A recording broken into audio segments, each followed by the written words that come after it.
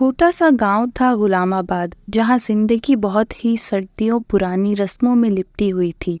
ہر صبح جیسے ہی سورج نکلتا، گیہوں کے کھیتوں کی سبز رنگت میں چمک آ جاتی تھی اور مٹی کے راستوں کے درمیان چلتی ہوائیں ایک عجیب سی خاموشی کا احساس دلاتی تھی۔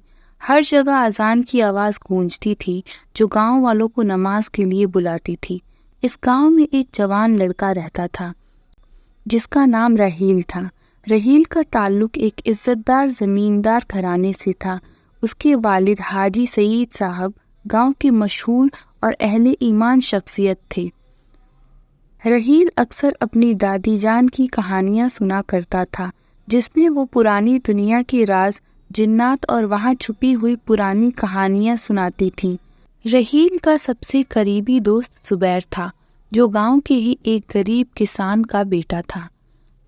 رحیل اور زبیر بچپن سے ایک دوسرے کے ساتھ ہی تھے، لیکن ان دونوں کے خاندان بالکل مختلف تھے۔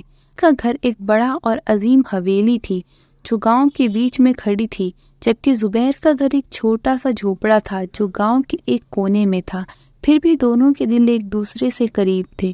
ایک شام جب دونوں دوست کھیتوں میں تفریح کرنے کا پلان بنایا تو رحیل نے اپنی دادی سے پوچھا، دادی آپ نے جو پرانی کہانی سنائی تھی جنات کے بارے میں، کیا وہ واقعی سچ تھی؟ دادی جان اپنی کرسی پہ بیٹھی ہوئی تھی، اپنی سفید دوپٹے سے اپنے چہرے کا پسینہ پوچھتی ہوئی بولی، بیٹا کچھ راز ایسے ہوتے ہیں جو صرف زمین کے نیچے چھپے ہوتے ہیں۔ یہ مٹی صرف فصلیں نہیں اگاتی، یہ پرانے راز بھی اپنے اندر دبائے رہتی ہے۔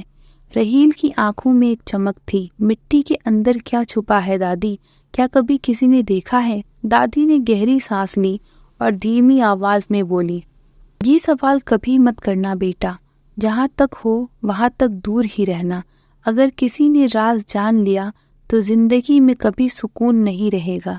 لیکن رحیل کے دل میں شک پیدا ہو گیا تھا۔ اس نے اپنے دوستوں کے ساتھ اس راز کو جاننے کا ارادہ بنایا۔ رحیل نے زبیر اور اپنے دوسرے دوست بابر کو رات کو بیٹھک میں بلایا۔ حویلی کے پیچھے ایک پرانا باغ تھا جہاں لوگ اکثر جانے سے ڈرتے تھے۔ چلو آج رات ہم وہاں جا کر دیکھتے ہیں کہ اصل میں کیا ہے، رحیل نے جذباتی ہوتے ہوئے کہا۔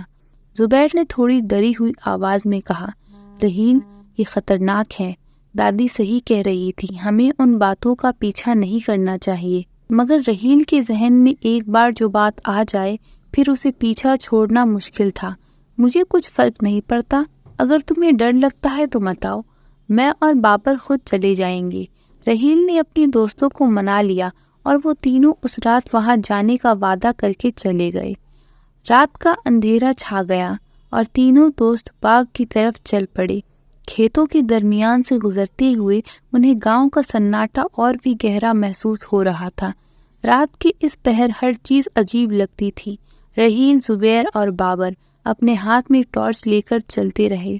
ہوائیں چلی تو رات اور بھی پریشر ہو گئی۔ جب وہ پرانے باغ کے قریب پہنچے تو وہاں کا موسم بالکل مختلف تھا۔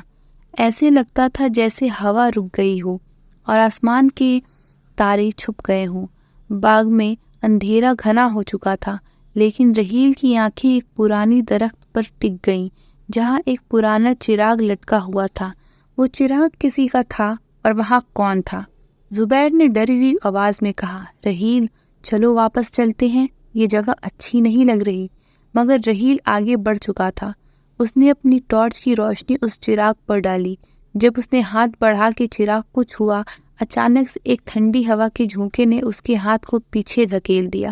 بابر نے تیز آواز میں کہا، رحیل یہ کوئی عام جگہ نہیں ہے، یہاں سے واپس چلو۔